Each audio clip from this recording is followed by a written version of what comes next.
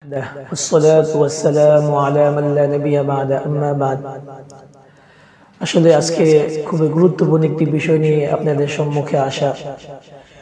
বিষয়টি হলো যে ব্যক্তির মাঝে চারটি গুণ থাকবে, রাসূল আকরাম সাল্লাল্লাহু আলাইহি ওয়াসাল্লাম বলেন ওই ব্যক্তির জন্য হতাশা মানায় না।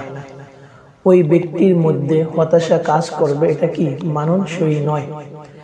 কেননা এই চারটি গুণ যখন আমার মাঝে আপনার মাঝে থাকবে, রাসূল আকরাম সাল্লাল্লাহু আলাইহি ওয়াসাল্লাম বলেন ওই ব্যক্তির জন্য আল্লাহ তাআলা জান্নাতে সুসংবাদ দিয়েছে।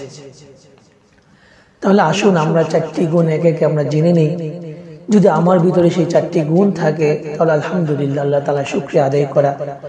আর যদি এই চারটি গুণ না থাকে তাহলে সেই গুণগুলো নিজের ভিতরে আঁকড়িয়ে ধরা এবং নিজের ভিতরে সর্বদা সব সময় এই গুণগুলোকে নিজের ভিতরে রাখা, ধরে রাখা।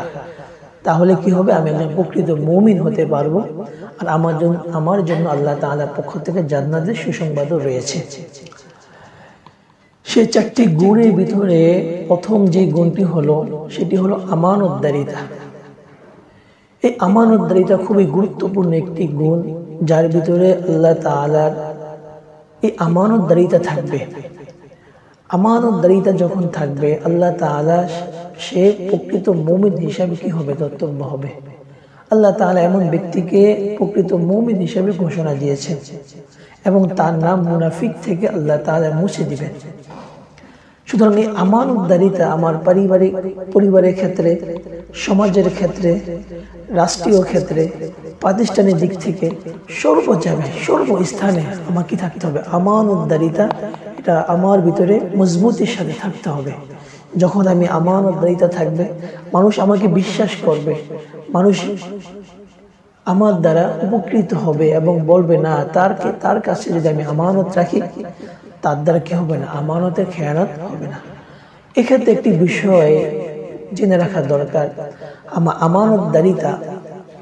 আমানতদারিতার ক্ষেত্রে আমরা শুধুমাত্র মনে করি টাকা পয়সা, আসলে বিষয়টা কি নয়, এমন নয়। বরং একজনের কাছে সুন্দর পরামর্শ দেওয়া, একজনকে সুন্দর পরামর্শ দেওয়াও কি আমানতদারিতা। এমনি ভাবে প্রতিষ্ঠানের ভিতরে যদি আমি এমন এক ব্যক্তিকে তাকে বসালাম যার মাধ্যমে আমানতদারিতা কি হবে, রক্ষা পাবে। আর আমি যদি এমন ব্যক্তিকে প্রতিষ্ঠানের ভিতরে নিয়োগ করি যার মাধ্যমে আমানতদারিতা কি হবে না, রক্ষা হবে না, এমনি ভাবে সে এই প্রতিষ্ঠানে বসারও কিনা যোগ্য নয়। তার মাধ্যমে বিভিন্ন ক্ষেত্রে প্রতিষ্ঠানে বিভিন্ন ক্ষেত্রে কি হবে, ক্ষতি হবে। আর আমি যদি তাকে আমার কোনো টাকার কারণে কিংবা বিভিন্ন পার্থিব স্বার্থের কারণে আমি ওই ব্যক্তিকে যদি আমি সেই জায়গায় বসাই, সেই প্রতিষ্ঠানে বসাই অযোগ্য কোনো ব্যক্তিকে, তাহলে এর দ্বারা কি হবে, আমি আমানতের খেয়ানত করলাম। এর কারণে আল্লাহ তাআলার কাছে আপনাকে কি করতে হবে, জবাবদিহিতা করতে হবে। তো এই ক্ষেত্রে আমাকে কি করতে হবে, সতর্ক হতে হবে। এমনিভাবে আমি যদি প্রতিনিধি যদি একজন নিয়োগ করতে চাই এবং আমাকে যদি সেই সুযোগটা দেওয়া হয় তাকে নিয়োগ করে, এই ক্ষেত্রে আমাকে আমানতদারিতা কি দিতে হবে, পরিচয় দিতে হবে। যদি এই ক্ষেত্রে আমি অযোগ্যকে গিয়ে ভোট দিই, অযোগ্যকে আমার পার্থিব স্বার্থের কারণে, কিছু টাকা পয়সার কারণে, পদমর্যাদার কারণে তাকে আমি সেখানে বসালাম, অযোগ্য ব্যক্তিকে কোনো পদে বসালাম, তাহলে এর দ্বারা কি হবে, এটাও আমানতদারিতার কি হবে, খেয়ানত হবে। তো এই যে আমানতদারিতার ক্ষেত্রে যখন আমি কি হব, পরিপূর্ণভাবে মজবুতি হব, শক্ত হব, দৃঢ় প্রতিজ্ঞ হবে যে আমার দ্বারা আমানতদারিতা কি হবে না, খেয়ানত হবে না, আমানতের খেয়ানত হবে না, তাহলে কি হবে, আমি একজন আল্লাহ তাআলা প্রকৃত বান্দা হিসেবে কি হবো, কর্তব্য হব। আল্লাহ তাআলা প্রকৃত বান্দা হিসেবে আমি কি হবো, আল্লাহ তাআলার কাছে পরিচয় লাভ করতে পারবো। এই একটি বিষয়। আরেকটি গুণ হলো সততা। যখন আমার ভিতরে সততা থাকবে সর্বক্ষেত্রে সর্বস্থানে, হোক সেটা পরিবারের ক্ষেত্রে, সমাজের ক্ষেত্রে, প্রতিষ্ঠানের ক্ষেত্রে কিংবা রাষ্ট্রীয় ক্ষেত্রে অথবা বন্ধু বান্ধবের ক্ষেত্রে, কোনো সফরের ক্ষেত্রে, সর্ব অবস্থায় আমার ভিতরে কি হবে, সততা কাজ করবে, সততা কাজ করতে হবে। তাহলে কি হবে, আমি আল্লাহ তাআলা প্রকৃত মুমিন হিসেবে কি হবে, একজন পরিচয় লাভ করতে হবে। প্রকৃত মুমিন হিসেবে আল্লাহ তাআলা আমাকে ঘোষণা দিবেন, প্রকৃত মুমিনের খাতে আমার নাম উঠে যাবে। আর রাসূল আকরাম সাল্লাল্লাহু আলাইহি ওয়াসাল্লাম আমাকে হতাশা কাজ করবে না এমন ব্যক্তিদের কাতারে কি করবেন, আল্লাহ তাআলা আল্লাহ রাসূল সাল্লাল্লাহু আলাইহি ওয়াসাল্লাম বলবেন। তাহলে এই দ্বিতীয় গুণ। 3 নম্বর যে গুণটি হলো সেটি হলো যে 3 নম্বর গুণটি হলো হোসনে আখলাক। আমার ভিতরে আমার আখলাক, আমার চরিত্র কেমন সেটা আমি বুঝি। কিয়ামতের ময়দানে অনেক বড় বড় আলেম, অনেক বড় বড় শায়েখ, মাশায়েখ, মুফতি, মুহাদ্দিস তারা কি হয়ে যাবে, ধরা খেয়ে যাবে কিয়ামতের ময়দানে এই হোসনে আখলাক না থাকার কারণে। এই হোসনে আখলাক না থাকার কারণে, এই হোসনে আখলাক, উত্তম আচার ব্যবহার কতটা গুরুত্বপূর্ণ যে বিষয় তা বলার অপেক্ষা রাখে না। তাই আমার চরিত্র কি হতে হবে, সুন্দর হতে হবে। আমার দ্বারা একজন মানুষ যেন কষ্ট না পায়, আমার দ্বারা একজন মানুষ যেন ভয় না পায়, কষ্ট না পায়, দুঃখ না পায়, সেদিকটা আমাকে সর্বদা লক্ষ্য রাখতে হবে। যদি এই বিষয়গুলো আমি লক্ষ্য রাখতে পারি তাহলে আমি একজন প্রকৃত মুমিন হিসাবে আল্লাহ তাআলার কাছে উপস্থাপিত হতে পারবো। আর যদি আমি আমার দ্বারা মানুষ কষ্ট পায়, আমাকে দেখলে মানুষ ভয় পায়, সামনে কি বলে, সামনে ভালো বলে, সামনে আমাকে সম্মান করে, কি কারণে? ভয়ে। এই সম্মান, এই ভালো, এটা কোনো কি না ভালো নয়, বরং আপনাকে সামনে যেভাবে সম্মান করবে, আপনাকে যেভাবে শ্রদ্ধা করবে, পিছনেও সেভাবে শ্রদ্ধা করবে, সেভাবে সম্মান করবে, তাহলে আপনি একজন প্রকৃত মুমিন হিসেবে আল্লাহ তাআলার কাছে পরিচয় লাভ করতে পারবেন। আর যদি আপনার ব্যবহার যদি এরকম হয়, মানুষ দেখলে আপনাকে ভয় পায়, মানুষ দেখলে আপনার থেকে দূরে সরে যায়, মানুষ পিছনে আপনার দুর্নাম, আপনার খারাপ কথাবার্তা সেগুলো কি প্রচার প্রসার করে, মানুষের সাথে কথা বলেন কর্কশ ভাষায়, মানুষের সাথে কথা বলেন রূঢ় ভাষায়, ক্রোধান্বিত হয়ে, এমনি ভাবে মানুষের সামনে কথা বলে রাগান্বিত সুরে, তাহলে আপনি আল্লাহ তাআলার কাছে প্রকৃত মুমিন হিসেবে কি পরিচয় লাভ করতে পারেননি। তাই এখনই এই মুহূর্তে আপনার ভিতরে যদি এই খারাপ গুণগুলো থেকে থাকে, দ্রুত এই গুণগুলো থেকে কি হওয়া, দূরে সরে যাওয়া এবং ভালো গুণ অর্থাৎ হোসনে আখলাক, সুন্দর চরিত্র গুণটা নিজের ভিতরে কি করে নিয়ে আসা।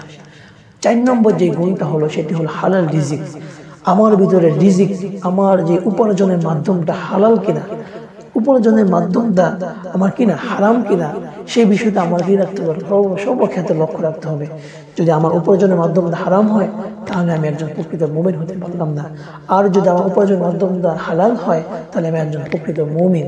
আর সেটা যত সামান্য হোক না কেন, স্বল্প হোক না কেন, এতে কোনো কি যেন আসে যায় না, বরং দুনিয়াটা ক্ষীণ, দুনিয়াটা ক্ষণস্থায়ী।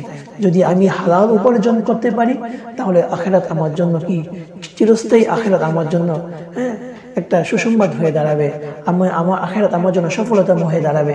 আর যদি আমার এই ক্ষীণ ক্ষণস্থায়ী দুনিয়াতে যদি আমি কি করি, হারাম উপার্জন করি, আয়েশ চাকচিক্যময় এই দুনিয়ার পিছনে পড়ে হারামকে বেছে নেই, তাহলে আমি যতই সুখে শান্তিতে দুনিয়াতে থাকি না কেন, কিয়ামতের ময়দানে আমার জন্য জাহান্নাম ছাড়া অন্য কোনো উপায় নেই। তাই এখন থেকে, এই মুহূর্ত থেকে, এই সময় থেকে আমাকে আপনাকে এই হারাম উপার্জন থেকে কি থাকতে হবে, বেঁচে থাকতে হবে এবং হালাল উপার্জন আমাকে বেছে নিতে হবে।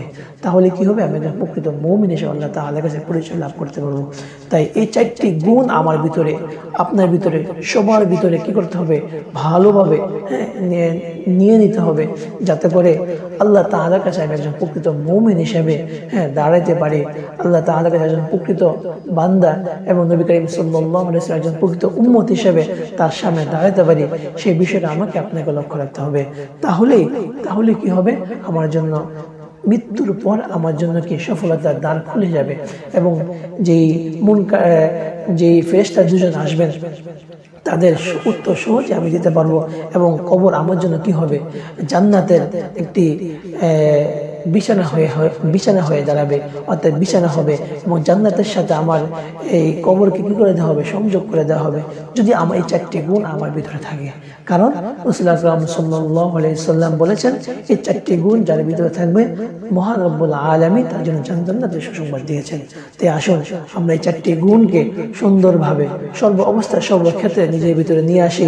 আর যাদের ভিতরে নাই, আমরা এখন থেকে এই গুণগুলো যদি আমার ভিতরে না থাকে তাহলে আল্লাহ তাআলার কাছে তওবা করে এই গুণগুলো নিজের ভিতরে নিয়ে আসা।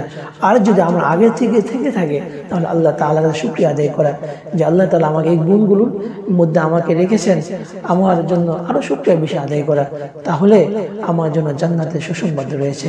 আল্লাহ তাআলা আমাদের সবাইকে এই চারটি গুণের অধিকারী হওয়া তৌফিক দান করেন। ওয়া আখিরু দাওয়ানা আলহামদুলিল্লাহি রাব্বিল আলামিন। আসসালামু আলাইকুম ওয়া রাহমাতুল্লাহি ওয়া বারাকাতুহু।